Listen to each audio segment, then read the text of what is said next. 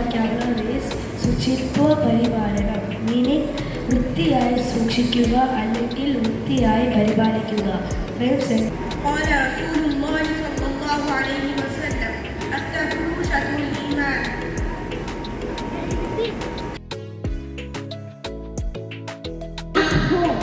So friends, I just want to request you all one thing. Please keep our school clean. The school management has worked so hard in the summer holidays to make the school look beautiful and clean for all of us. There are dustbins everywhere, but still many of you are not using them, throwing trash here and there.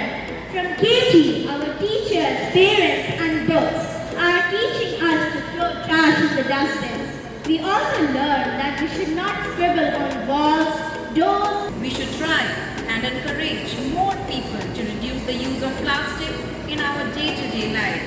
If we wholeheartedly try our best to reduce the use of plastic, we will reach our goals in a matter of time.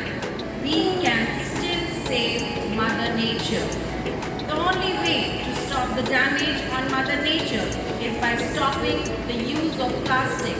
I would like to request everyone to try and use alternatives for plastic products and recycle the ones already in use.